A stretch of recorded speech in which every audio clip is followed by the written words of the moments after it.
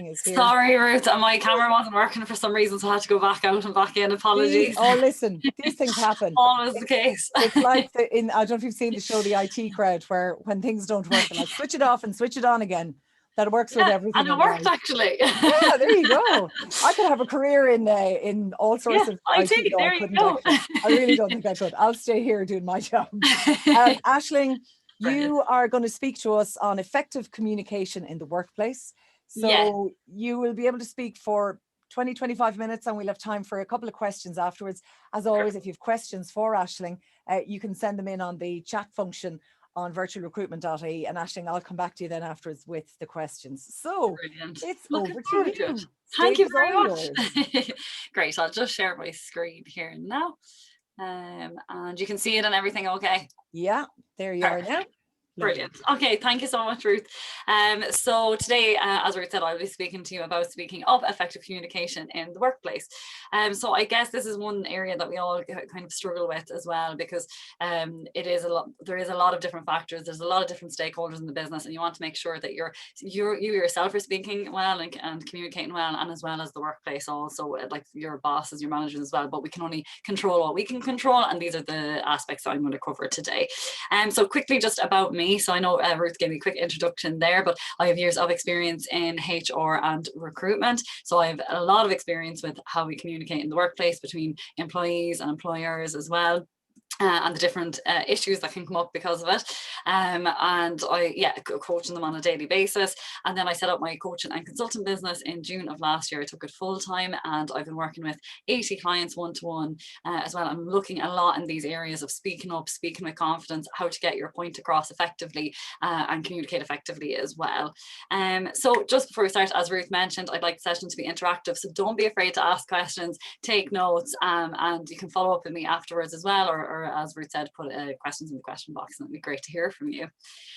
So what we'll be discussing today in terms of the specific topics. What is communication and the different types of communication, the importance of effective communication, issues with poor communication, how to speak effectively and with confidence. I'll be going through a couple of examples that you might face in the workplace yourself as well, and I'll give you a quick summary and recap as well. So let's dive straight in, and we'll say, what is communication? So at a high level, communication is the exchange of information between people through various different means. In the workplace for yourself, communication can be used in training, through giving instructions to complete work, giving and receiving feedback, which is very important, creating cultures. So what I mean by that is positive cultures within the workplace. So you might know yourself, if you have open, effective communication, then you'll feel a bit more like positive culture communication at work. But it also helps in highlighting issues and much more. So we use communication, probably don't even realize we're using communication as much as we are in the workplace, but it's every day and it's constant.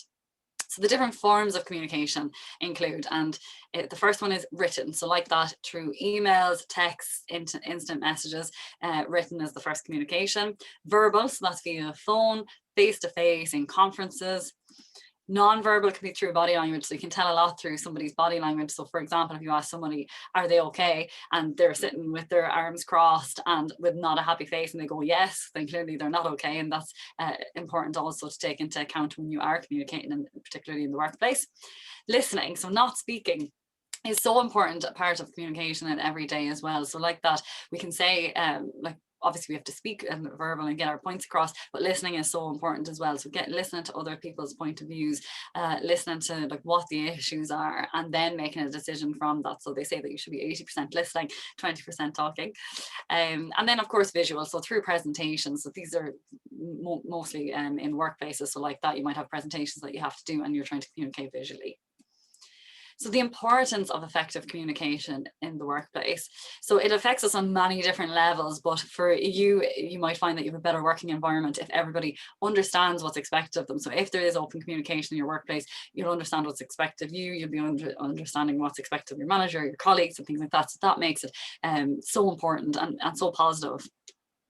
aligns goals and working together towards a purpose. So for example, like that, when the employer says like, well, these are our goals, these are our organization goals, your manager discusses with you, that's all open communication again, and it makes it a lot more positive. So if you have any issues and you want to bring them up, then that's your time to do so. So that makes it effective communication is important in the workplace.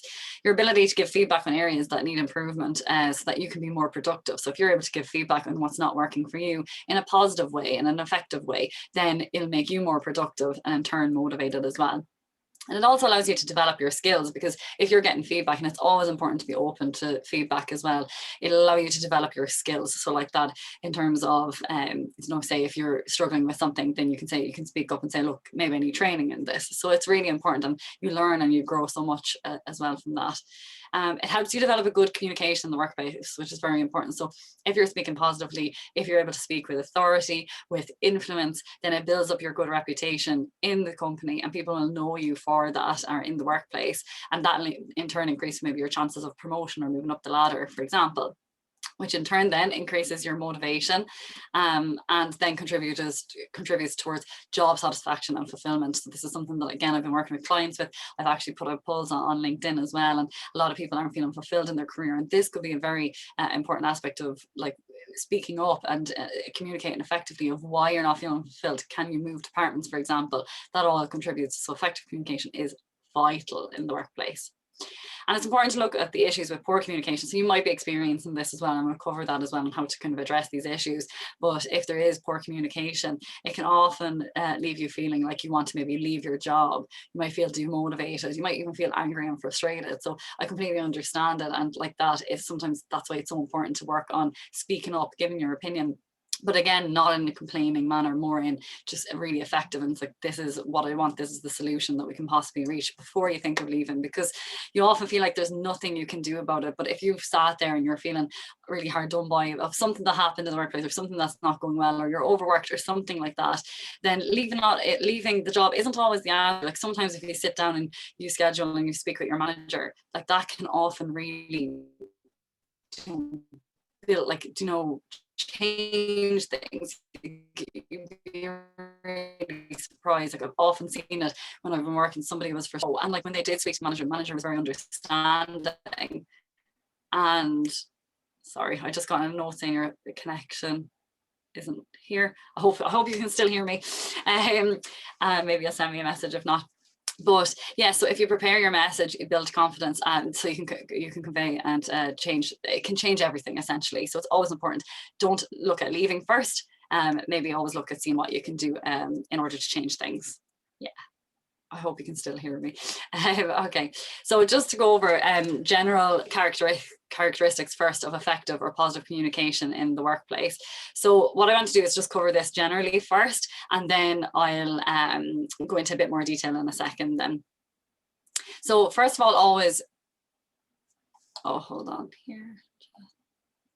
Oh, perfect. Thanks, Cormac. It just flashed up saying that the internet connection wasn't working for me. Thank you. Sorry about that. Perfect. So the general characteristics of friendly and polite, and encourage feedback and offer help as well. So like that's really important to be positive and offer positive communication, because that can in turn change your colleagues, your team, your manager, like the overall workplace. I've seen this happen often. So that's in general, if you can. Second, don't speak negatively about the company and a situation. So if something has affected you and it's annoying you and you're frustrated and you're angry, try not to speak in a negative light, because I understand it completely, and I can see what it do when you are frustrated, that you might be angry and you might say, okay, start complaining and giving out, but it really doesn't help, and it might perceive you in like a negative light as well. It might damage your reputation. Like if, say, your manager or the board or somebody hears that you're constantly giving out a negative, it really doesn't help. So, and I'll be covering exactly what to do if you do need to address the situation, but just try not to speak negatively. Absolutely, of course, if something is frustrating you, speak at home, speak with your friends outside of work, speak with like anybody that you know from, but just not in work. Is what I'm trying to get at there. And then be careful of using email. So you'll hear me say this a couple of times throughout the presentation, but just be careful of using email because it can always be perceived in such a negative light. So like that, be polite always in an email. Always say just thank you, or if you're asking for something, just say please. And if you have any issues that you want is not do for email. Always schedule a meeting, a phone call. And like that, if you're receiving emails as well, just be careful of it. Like sometimes you might say, okay, why is that person angry with me? And it's not necessarily that they are angry. It's just that they don't realize that they're being perceived that way. So email and like instant messaging like that sometimes can come across in a negative light. So if you've any issues, always speak verbally, schedule meetings. But if you're if you're asking for things like that, you can do it over email. Always be polite. So in order to speak effectively in the workplace and communicate effectively in the workplace, you need to say, who are you communicating with in the workplace first? So the different stakeholders involved in the business, because you'll find that each person that you speak with, you'll have a different relationship with, so that means your communication will be different. So first of all, you have your managers. So like that, you'll be speaking more about workload, performance reviews, and you'll have a bit more of professional relationships. Like you can definitely be friendly and build rapport, but it's not exactly that you'll be like, friendly like colleagues, potentially like going out or socializing after work, that kind of way. So always maintain that level of professionalism. So don't speak like in that informal tone, because they are your manager still at the end of the day. But always be friendly and things like that as well, absolutely. And then you have your colleagues and teammates. So they're a bit more friendly. You might have friendly, you work together, you're helping each other out. And then you might share a little bit more. You might be a bit more on a friendship level with your colleagues and teammates. So you'll be a bit more open with them. Clients and customers, then of course you are representing the company always. So if you're dealing with clients and customers, always remember that you are the company's brand and you're building the reputation. So always be professional. Like that again, build rapport and be friendly, but don't like speak to them as you would with a friend as well, because it's important to keep them that professional level. And then members of the board, not every company is structured like this, but you might have interactions with member of the board. And I've worked with clients on this as well, where they had to build up the communication. They were fine speaking in like with their teammates, but when they went to the board members, it was a bit more daunting, because you don't get the opportunity to build those relationships, and they are seen as these senior stakeholders that are really important. So it's always important to keep professional with them, but also not to panic too much when you have to speak with them, because they are people as well, like everybody else. And then other external stakeholders as well. So they could be like your vendors, the people that are your suppliers, or your competition as well, or queries that do come in. So they're all your external stakeholders, like that, very much professional level. You probably won't be on a kind of friendly level with them.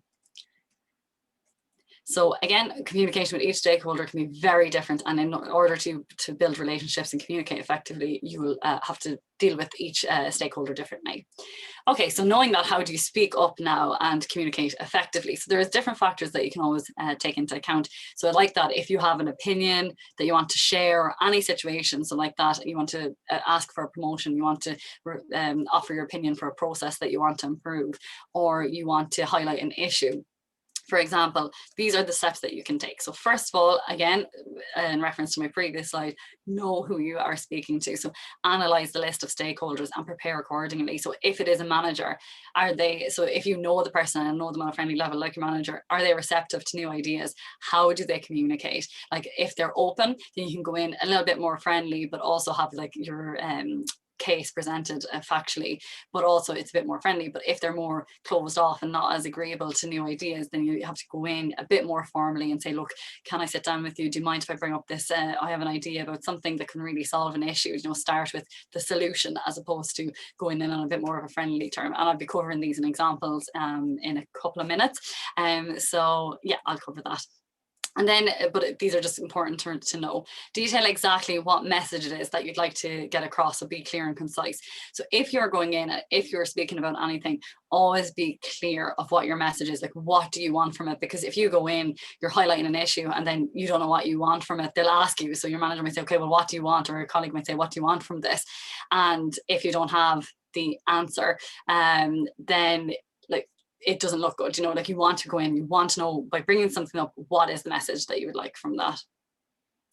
The tone of your message is always so important. So depending on who you're speaking to, it will determine what your tone is going to be. So for example, are you bringing up a serious situation? So then it has to be serious. Or are you bringing up like maybe a process, or you're contributing an idea? Then it can be maybe a bit more lighthearted if you're dealing with your team members, and you can be a bit more open communication in that sense.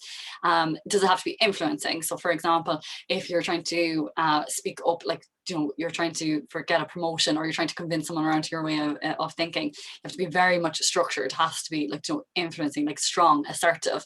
So depending on the situation, choose accordingly. And finally, you look at the methods that you want to communicate. So like that, is it verbal? So for example, as I mentioned before, email should really only be used if you're asking for something or asking for a contribution to something, for example. But if it's any issue, anything that you want to improve, promotion, or something that you want to highlight, always choose verbal. So then we need to build confidence, of course, to communicate effectively, because what I've worked with clients and what I found an issue with, and I've definitely experienced myself, is they have to build confidence to communicate effectively. So sometimes it's not always as easy as, okay, I'm going to raise up my opinion, I'm going to speak up today. So that's why this is where we cover it in this presentation about speaking up, because in order to speak up, you need to be confident. And then in order to be confident, what can you do to prepare for that? So I'll cover that now.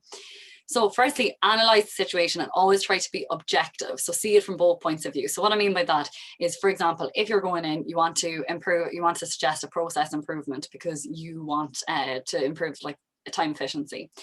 Have a look from the other person's point of view. So say if you're trying to speak to somebody that has already done a process or something like that, and it has implemented a process, and you want to change that process, then you want to say, okay, what is their point of view? Why do they want that? Why do they not agree with me for changing to this process? And address those concerns. So it's always important to be objective. Look at the both points of view, and if you're still happy with your opinion and why your idea is more important, for example, then you can address that accordingly. Excuse me.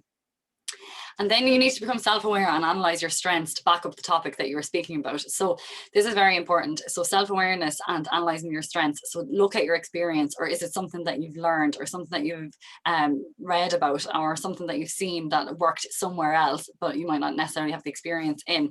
But understand where you bring your strengths, like what backs up what you're saying, because it'll help you feel more confident. Say, look, I've experienced with this. I know I've seen this happen. Say if you're organizing an event, for example, and you want to bring forward your opinion on that, it's always important to like know your strengths and back that up.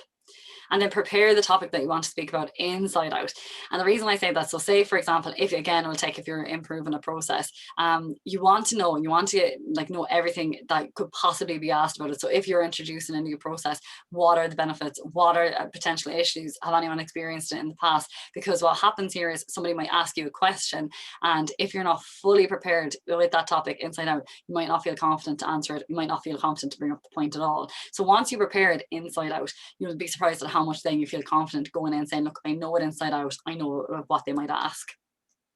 Yeah, and always know your outcome that you want to achieve again. So practice it out loud as well, at home, with friends, because practicing it will make you feel a bit more confident. So practice follow-up questions as well from this and be prepared. So for example, for this webinar today, I practiced it and I prepared the topic because I knew it was something that I dealt with from my experience in work, and also that was an issue that my clients were facing. So that's where I built my presentation on, and I felt confident delivering it today. So always prepare and practice. Practice how the person will react is really important. So taking it back, if you're trying to implement a new process that somebody else has already implemented before and you're trying to improve on that, they might not feel very happy or comfortable with you bringing that up. So in ways, for example, to counteract that is you can always start off with being positive and positive communication. So say, look, Jill, I know exactly, like, you implemented this process at the time. It was definitely the best process to implement and you've done a really good job. I just find that if we did X, Y, Z, it could improve, so always be confident of other people's feelings and how they'll react if they're negative or positive, and just so that you can manage that. And then take action is really important as well. So don't be afraid to take action. So this is where a lot of us might not feel comfortable. So like that, if you try all of these, prepare it inside out, analyze, practice, prepare, that will really help you take action. And make sure to take action and don't be afraid of making mistakes. Everybody makes mistakes. So if you present your idea and say they don't roll with that, for example, don't be put off by that. Keep speaking up and use that as learning and keep improving. So always take action, practice, because at the end of the day, everybody had to start from zero. So you can do this too. Okay, so we'll take an example here then of dealing with an issue that you want to raise, for example.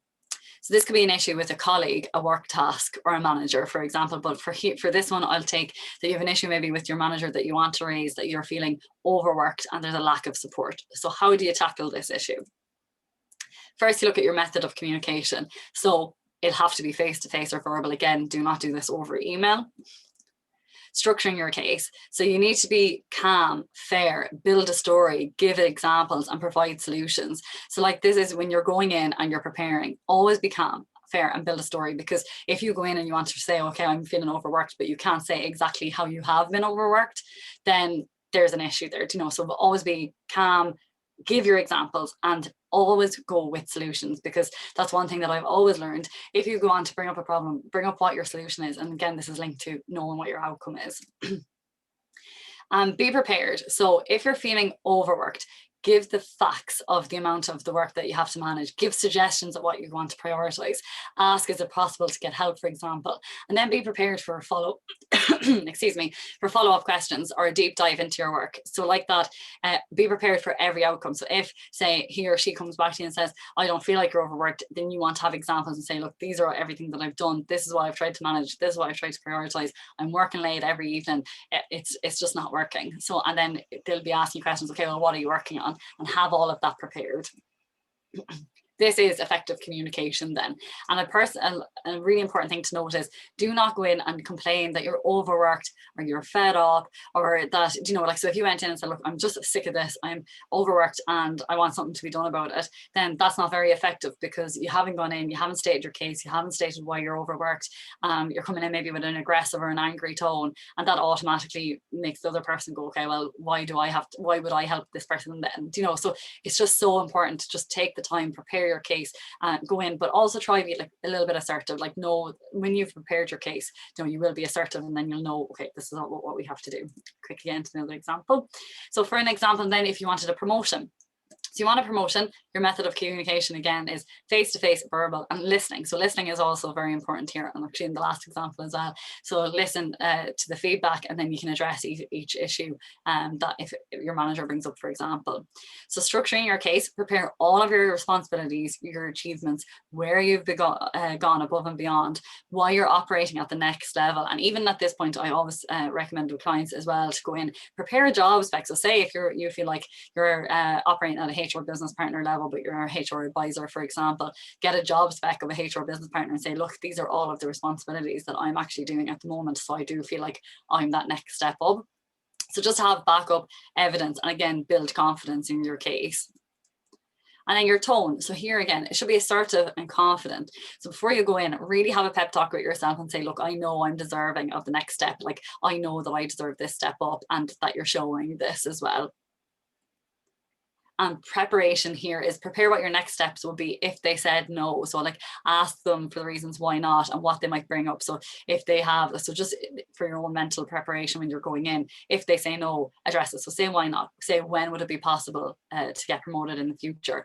And if they bring up certain points, be prepared like that. If they say, well, we got this feedback, if you're either surprised by it or if you agree with it or whichever it is, and make sure then you're asking for steps to put in place in order to get the promotion in 6 months or a year or whatever it is that you might agree.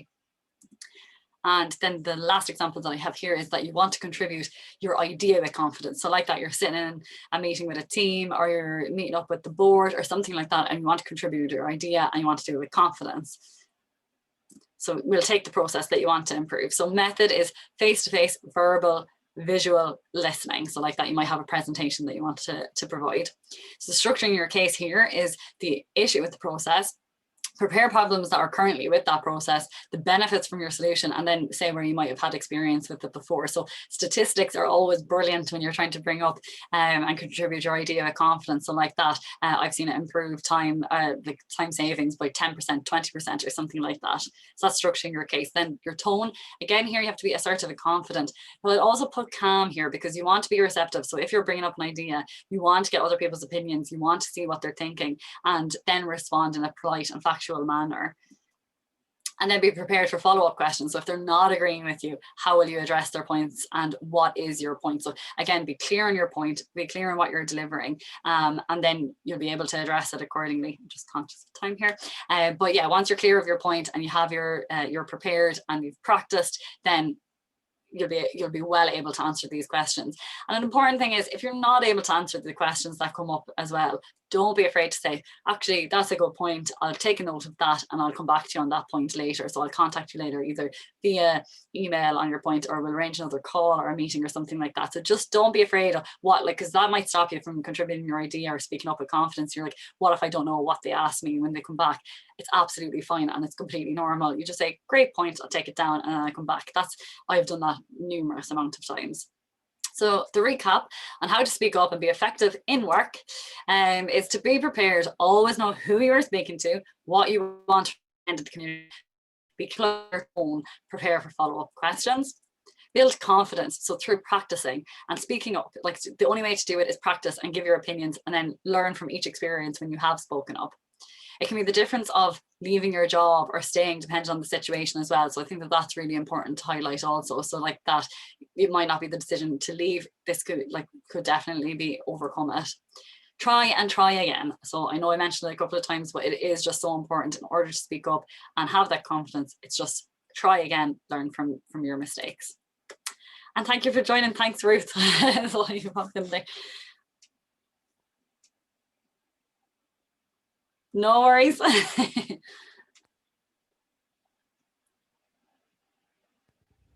There we go. Can you tell I'm a radio presenter and yet I'm wrestling with the microphone here? They're all different. That's the problem. All different. Thank you. I appreciate that. That was brilliant and really great to hear you speak about that. And, you know, there'll be a lot of people, myself included, who would have things that they would struggle with communicating in a workplace. And so some really great advice there. A lot of positive responses coming in as well.